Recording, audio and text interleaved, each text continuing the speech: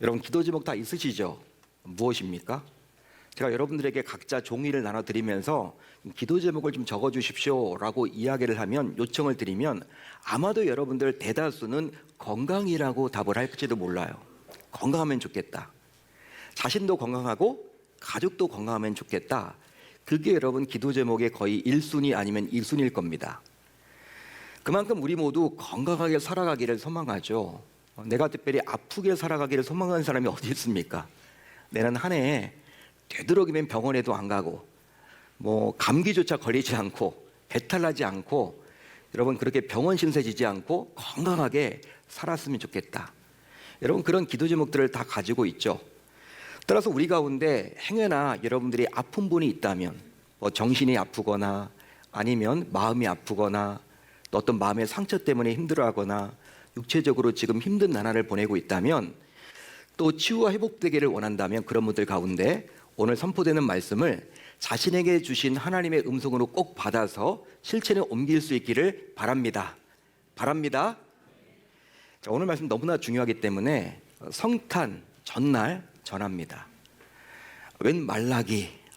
여러분 딱 성경 보면서, 주보를 보시면서 왜 목사님이 말라기를 오늘 말씀을 하실까? 말라기는 이거 예언서 아니야? 왜 이런 말씀을 오늘 이렇게 하시는 것일까? 여러분이 의문을 가지실 텐데, 여러분 그 답을 제가 이제 해드리도록 하겠습니다. 너무나 중요한 말씀이기 때문에 오늘 전합니다. 오늘 말씀을 통해서 치유가 회복이 필요한 분들이 행여나 계신다면 오늘 말씀을 듣고 꼭 실천에 옮겨보세요. 그 실천에 옮김으로 말미암아 여러분들의 아픈 모든 부분이 치유받고 회복되기를 주님의 이름으로 축원합니다. 축원합니다.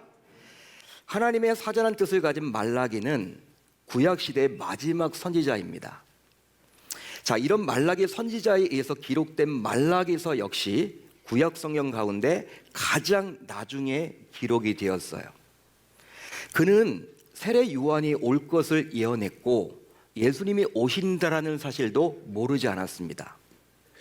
말라기 선지자는 유다 백성들이 율법을 지키려는 노력을 절반밖에 하지 않았다라고 한탄하고 있어요.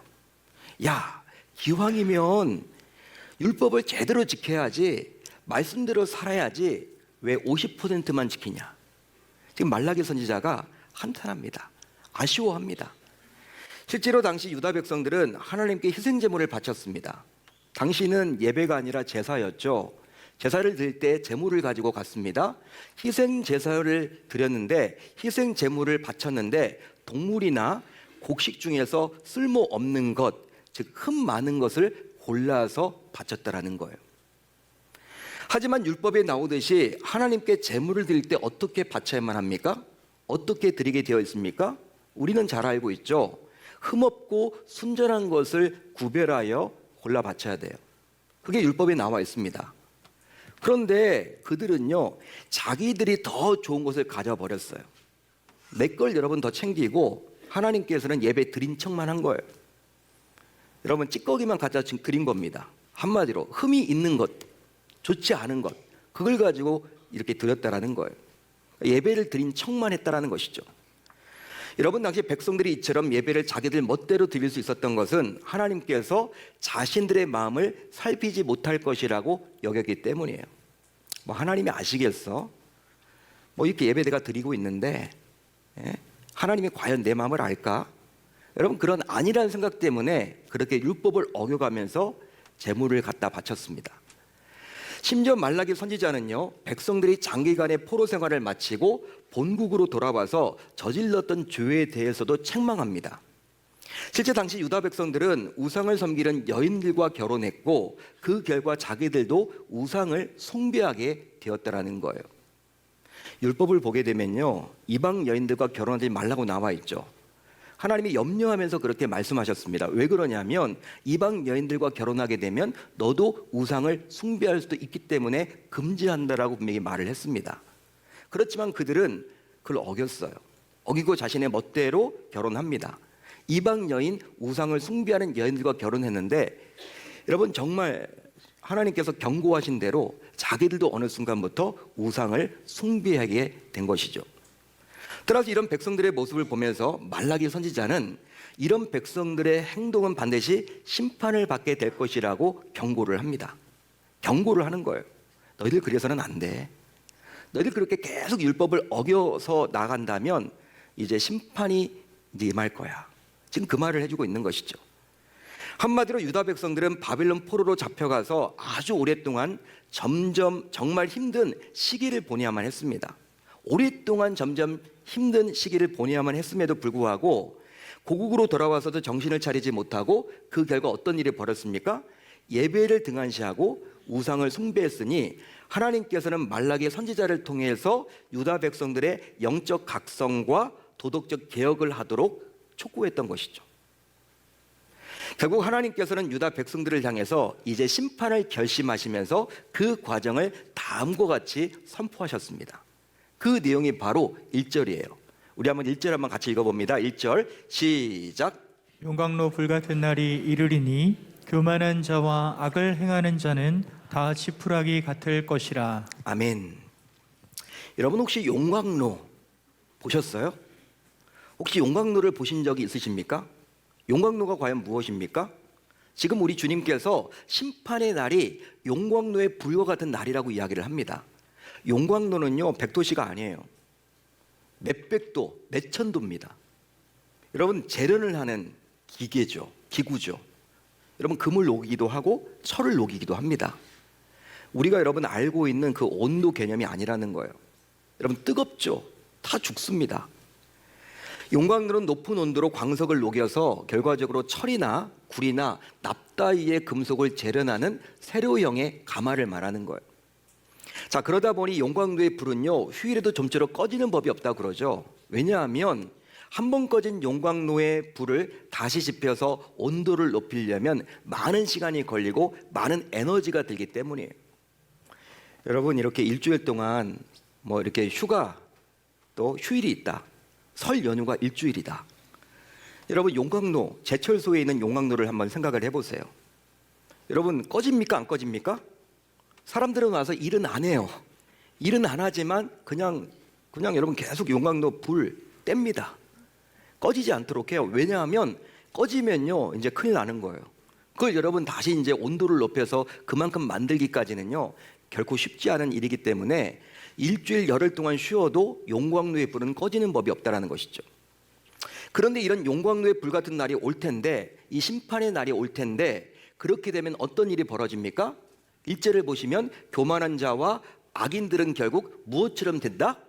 지푸라기처럼 된다라는 거예요. 지푸라기. 그러니까 별 볼 일 없이 된다라는 거예요. 그렇게 여러분 대단한 힘을 가졌던 악인들과 교만한 자들이 지푸라기 신세가 된다라는 것입니다. 한마디로 정말 우리 인간의 상상으로는 짐작도 할 수 없는 일이 일어나게 된다는 것이죠. 심지어 이렇게 이야기를 해요. 1절 하반절을 보세요. 그 이르는 날에, 심판의 날에 그들을 살라 그 뿌리와 가지를 남기지 아니할 것이로되. 끔찍합니다. 여러분, 우리가 1절을 이렇게 쭉 읽다 보면요, 어떤 마음이 들어요? 두렵습니다. 두려워요. 소름이 돋아요. 그 이유는 바로 무엇이냐면 심판의 날이 이르게 될 때 악인들과 교만한 자들이 받을 심판의 내용이 아주 구체적으로 디테일하게 잘 기록이 되어 있기 때문에. 여러분, 1절 말씀을 읽어보면요, 불안합니다. 나도 혹시 그렇게 되는 거 아니야? 나도 그렇게 어려움 겪게 되는 거 아니야? 심판이 보통의 심판이 아니구나. 실제로 과연 이런 끔찍한 심판을 견딜 자가 있을까요? 한번 여러분들이 생각을 해보세요. 용광로의 불 같은 곳에 들어가게 되는데 타 죽지 않을까요, 여러분? 이 말씀을 듣는 여러분들은 이런 심판을 이겨낼 자신이 있으십니까? 여러분들에게 묻고 싶습니다. 자, 그런데요, 오늘 본문 2절을 보세요. 이제 2절을 보십시오. 2절을 보시면 이런 무서운 심판이 선포되었는데 한 줄기 소망의 메시지를 전해주고 있습니다.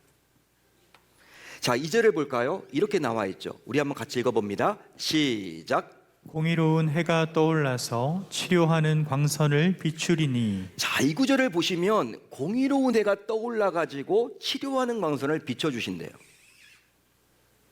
정말 신기하고 놀라운 희망의 메시지 아닙니까? 그 이유는 바로 한창 심판이 진행 중인데 이 심판과 굉장히 어울리지 않는, 매치되지 않는 모순처럼 보이는 치료가 일어나기 때문입니다. 여러분, 심판이란 단어와 치료라는 단어가 어울립니까? 여러분, 어울립니까? 전혀 여러분 어울리지 않죠. 심판이란 단어와 이 치료라는 단어는요, 모순되는 거예요. 지금 하나님의 심판 이야기를 하고 있는데 또 갑자기 2절에서는 웬 치유 이야기를 하는 것일까? 치료 이야기를 하는 것일까? 왜 성경이 이렇게 쓰여져 있을까? 우리는 의문을 갖게 되는 것이죠. 자, 그렇다면 치료하는 광선은 과연 뭡니까? 2절에 나와 있는 치료하는 광선은 과연 뭘까요? 또 심판 중에 비추는 치료의 광선은 과연 누구를 위한 것입니까? 그리고 치료하는 광선을 맞은 자는 이제 어떤 치료를 받는 것일까요? 더욱이 치료 결과는 어떻게 됩니까? 우리가 2절 말씀을 읽다 보면요, 꼬리에 꼬리를 무는 질문들이 막 생겨요. 여러분, 여기서 말하는 치료하는 광선은요, 어떤 눈에 보이는 레이저 광선과 같은 물리적인 수단이 결코 아니에요. 레이저 광선 아닌가? 그렇게 생각하지 마십시오. 그런 거 아닙니다.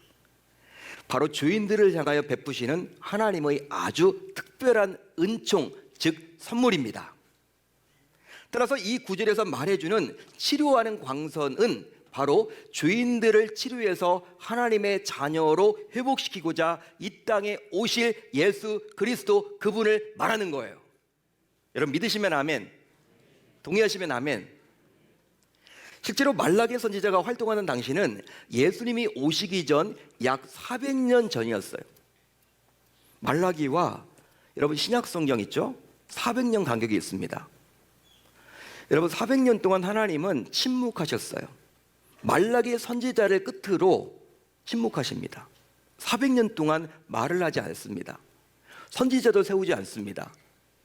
여러분, 이제 말라기 선지자 다음에 세례 요한이라는 선지자가 나오지 않습니까? 세례 요한, 그 간격이 무려 400년이라는 거예요.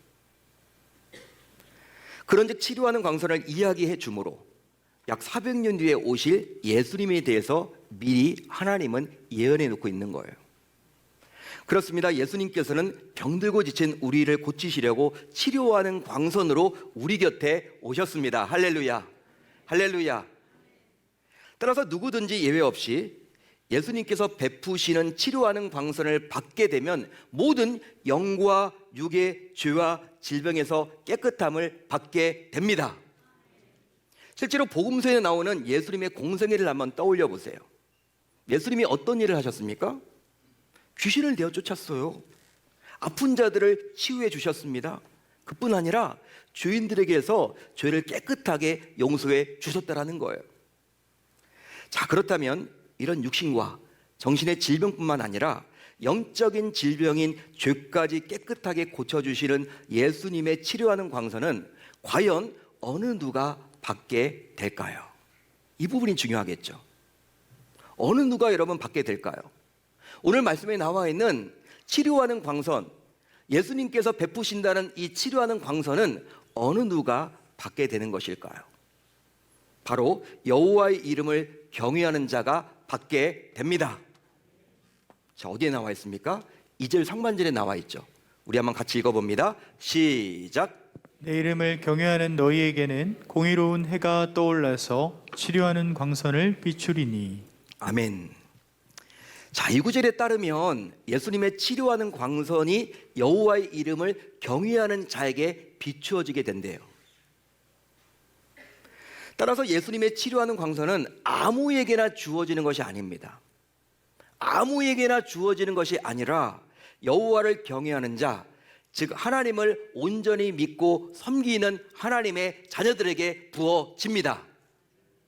그 이유는 바로 예수님의 치료하는 광선은 보편적인 은혜가 아니라 특별한 은혜이기 때문이에요. 특별한 은혜다.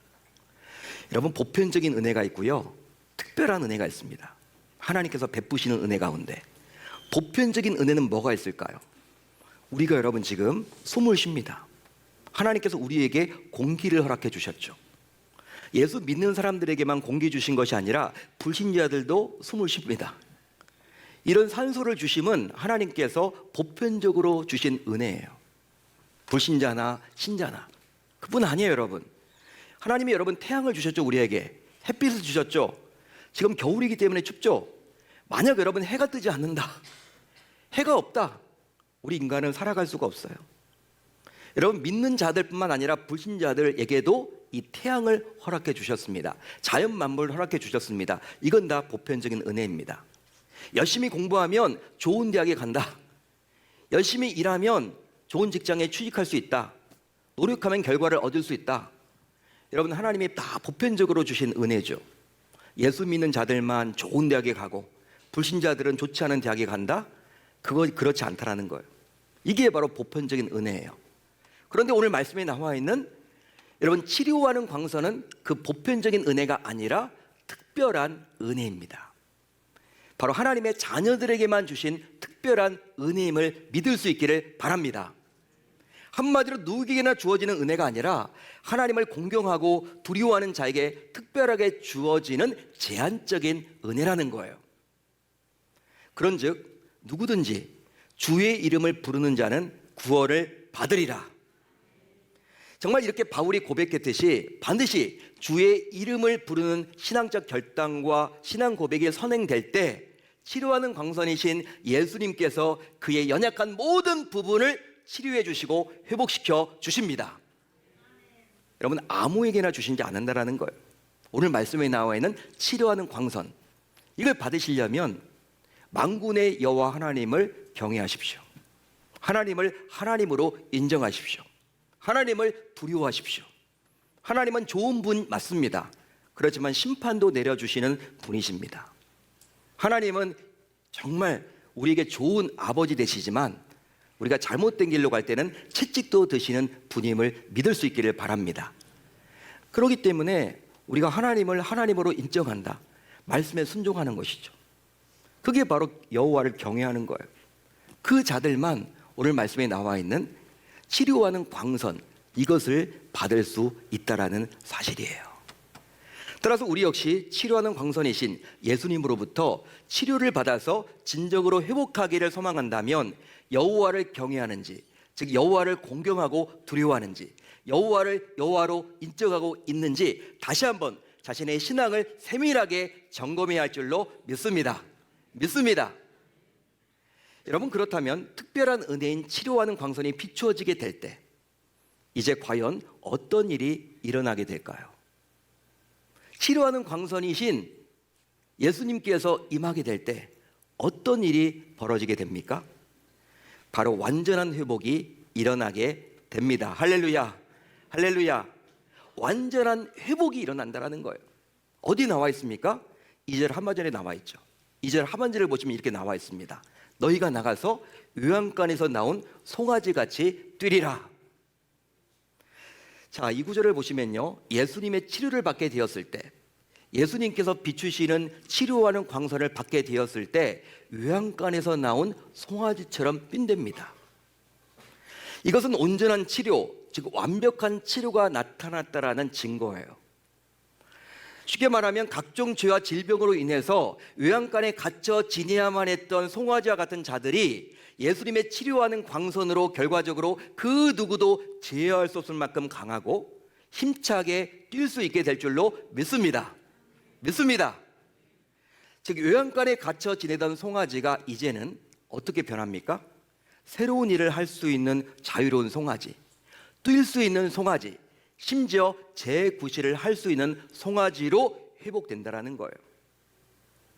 실제로 사도행전 3장을 보세요. 사도행전 3장을 보시면 예수님의 치료하는 광선으로 완전히 인생이 뒤바뀌어진 한 사람이 등장을 합니다. 이 사람은요, 나면서부터 안진병이었어요. 무려 40년 동안이나 안진병이었습니다. 안진병이기 때문에 누가 여러분 먹을 거 갖다 줄 때만 먹을 수 있어요. 여러분, 구걸하는 인생이었습니다. 매일매일 성전 미문 앞에 앉아가지고 한 푼 줍쇼, 한 푼 줍쇼.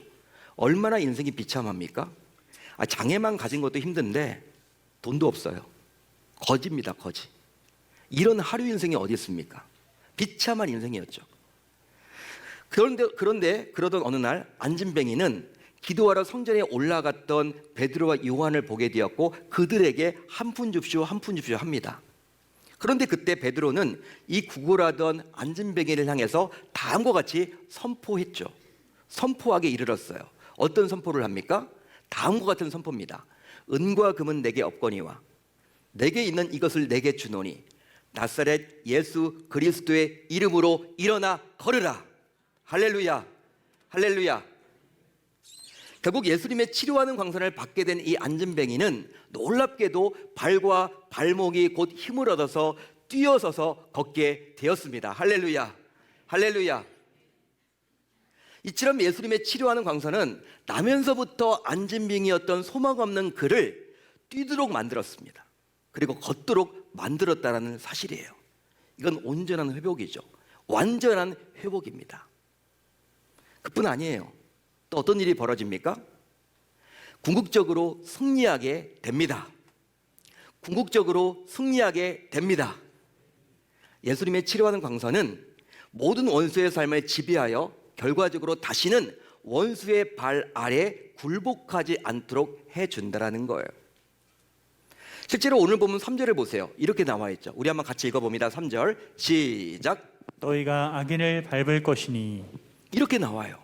너희가 악인을 밟을 것이다. 자, 이 구절에서 볼 수 있는 악인은 바로 죄의 오염을 주도했던 사탄의 세력을 말합니다. 사탄의 세력. 따라서 이 구절은 예수님의 치료하는 광선을 받은 자는 사탄의 세력을 밟게 된다는 거예요. 여러분, 만약에 치료하는 광선이신 예수님께서 내 곁에 오지 않았다면, 치료하는 광선이신 예수님께서 나에게 오시지 않았다면 나 역시 악인처럼 밟힐 것이고 심지어 발바닥의 재처럼 회복 불가능한 자였음을 이 시간 우리 모두 고백해야 하는 거예요. 물론 예수님을 믿지 않은 자들 역시 신자인 우리처럼 성탄절을 즐기고 보냅니다. 성탄절이 우리에게만 의미가 있는 것이 아니라 불신자들도 의미가 있다고 그러잖아요. 나름대로 성탄 시즌 해가지고. 그렇지만 분명한 것은 이 불신자들은 어느 순간 악인처럼 밟히게 되어 있고요, 발바닥의 재와 같이 심판을 받게 된다는 것을 우리 모두 놓쳐서는 아니 되는 거예요. 자, 그렇다면 매년 성탄절을 우리가 맞이하고 있는데 이제 오늘 말씀을 들었기에 이번 성탄절을 맞이하면서 이제 신자인 저와 여러분들은 어떤 자세를 가지고 내일 성탄절을 맞이하면 좋겠습니까? 바로 예수님께서 치료하는 광선으로 우리의 모든 죄와 질병에서 회복하도록 해주셨기에 우리 모두 그 치유와 회복을 누리며 이번 성탄을 보내야만 하겠습니다. 예수님이 어떤 분이야? 예수님이 왜 오셨어? 모르는 분들이 있다면 그들에게 이 복된 소식을 알려서 내일 함께 예배를 드리러 나왔으면 좋겠습니다. 그게 바로 치료하는 광선을 비추고자 이 땅에 오신 예수님의 뜻이라고 우리는 확신하기 때문이죠. 그리하므로 예수 나의 치료자, 예수 나의 치료자라는 찬양도 있듯이 정말 주님이 부르시는 그날까지 치유가 필요하고 회복이 필요할 때마다 우리 주님의 치료하는 광선을 통해서 항상 치료되고 회복되는 놀라운 기적을 맛보는 저와 여러분들이 다 되실 수 있기를 우리 주님의 이름으로 축원합니다. 축원합니다. 그렇게 멋지게 살아가는 저와 여러분들이 한번 되어보셨으면 좋겠습니다. 그렇게 하겠다라고 다짐하고 결단하고 돌아갈 수 있기를 당부드립니다.